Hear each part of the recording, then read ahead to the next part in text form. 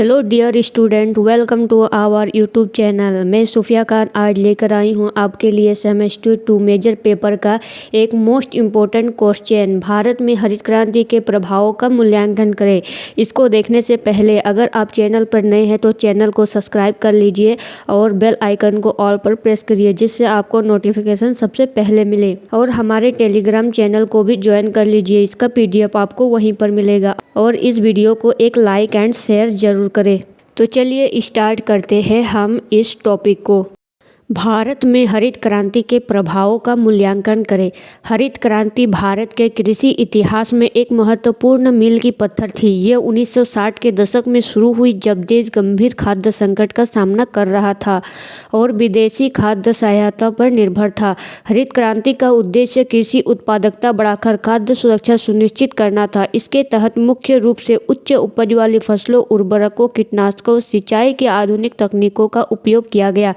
इस प्रक्रिया के परिणाम स्वरूप देश में खाद्य उत्पादन में उल्लेखनीय वृद्धि हुई। इस लेख में हम हरित क्रांति के प्रभावों का मूल्यांकन करेंगे। हरित क्रांति के सकारात्मक प्रभाव। पहला है खाद्य उत्पादन में वृद्धि। हरित क्रांति के परिणाम स्वरूप भारत में गेहूं और चावल के उत्पादन में जबरदस्त वृद्धि हुई। इस पहल ने भारत को खाद्य उत्पादन के क्षेत्र में आत्मनिर्भर बनाया और देश को एक खाद्य आयातक से एक खाद्य निर्यातक में बदल दिया।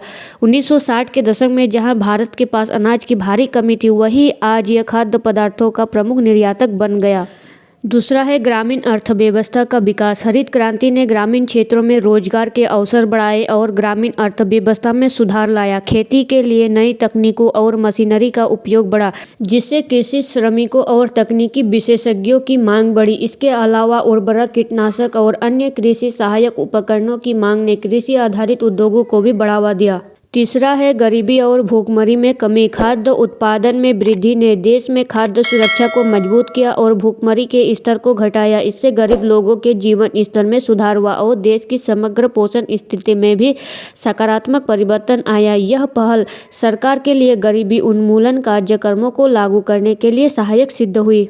चौथा है नई कृषि तकनीकों और अनुसंधान को बढ़ावा। हरित क्रांति ने कृषि अनुसंधान और विकास को बढ़ावा दिया। नई किस्मों की फसलों का विकास हुआ और कृषि शिक्षा का विस्तार हुआ। इससे किसानों के लिए नवीनतम कृषि तकनीकों तक पहुंच आसान हुई और देश में कृषि विज्ञान में नवाचार की गति तेज हो गई। पांचवा है आर्थिक स्थिरता और विकास। हरित क्रांति ने भारत की अर्थव्यवस्था में योगदान दिया। कृषि उत्पादन बढ़ने से किसानों की आय बढ़ी और वे अन्य गतिविधियों में निवेश करने लगे।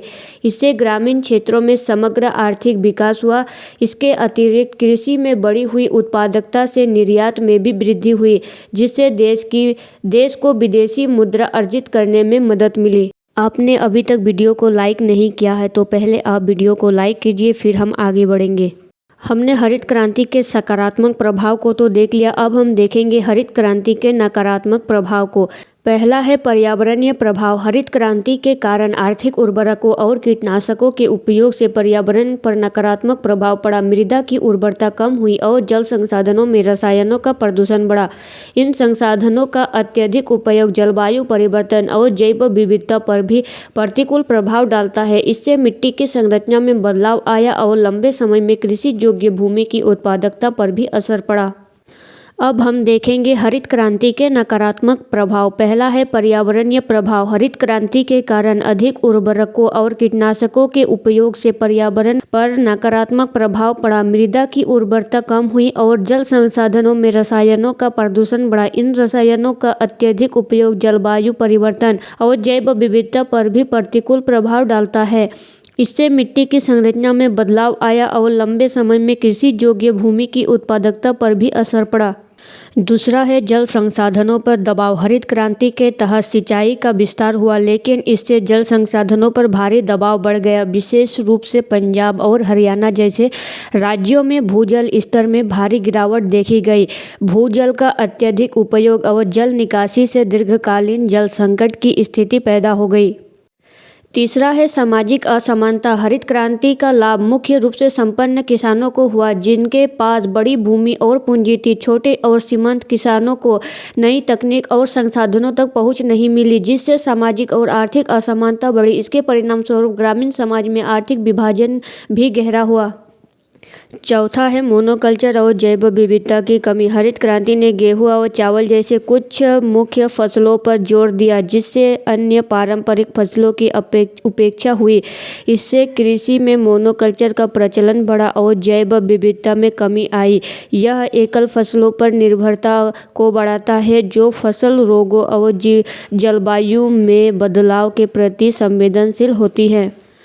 पांचवा है स्वास्थ्य पर प्रभाव। कीटनाशकों और रसायनों के अत्यधिक उपयोग ने खाद्य पदार्थों की गुणवत्ता पर प्रतिकूल प्रभाव डाला। इन रसायनों के कारण स्वास्थ्य संबंधी समस्याओं का भी खतरा बढ़ा है, जैसे कि कैंसर और अन्य दीर्घकालीन रोग। इसके अलावा कीटनाशकों के अनुचित उपयोग से कीटों में प्रतिरोधक क्षमता विकसित हो रही है, जिससे नई बीमारियों और संक्रमण का खतरा बढ़ रहा है। ग्रेजुएशन में किसी भी क्वेश्चन का आंसर लिखने के बाद निष्कर्ष लिखना जरूरी होता है, तो हम इसका निष्कर्ष देख लेते हैं। हरित क्रांति ने भारत में खाद्य उत्पादन को बढ़ाकर देश को खाद्य सुरक्षा में आत्मनिर्भर बनाया और ग्रामीण अर्थव्यवस्था में सुधार किया। इसने देश में गरीबी और भूखमरी को कम करने में भी मदद की। हालांकि इस पहल के पर्यावरणीय प्रभाव, जल संसाधनों पर दबाव और सामाजिक असमानता जैसे चुनौतियां भी सामने आई, जिन्हें हल करने की आवश्यकता है। आगे के लिए भी भारत को एक संतुलित और टिकाऊ कृषि अपनाना होगा, जिससे पारंपरिक और जैविक कृषि प्रथाओं का संयोजन हो। साथ ही छोटे और सीमांत किसानों के लिए सहायक नीतियों और प्रौद्योगिकी का विकास भी आवश्यक है। इन उपायों से देश न केवल खाद्य उत्पादन में आत्मनिर्भर रहेगा, बल्कि एक स्वस्थ और समृद्ध भविष्य का निर्माण भी कर सकेगा। दोस्तों, आशा है कि आपको यह क्वेश्चन समझ में आ गया होगा। बहुत ही आसान शब्दों में लिखा गया है, तो चैनल को लाइक, शेयर एंड सब्सक्राइब करें और हमारे टेलीग्राम चैनल को भी ज्वाइन कर ले। इससे आपको बहुत फ़ायदा होगा। इसका नोट्स आपको उसी में मिल जाएगा, टेलीग्राम ग्रुप में।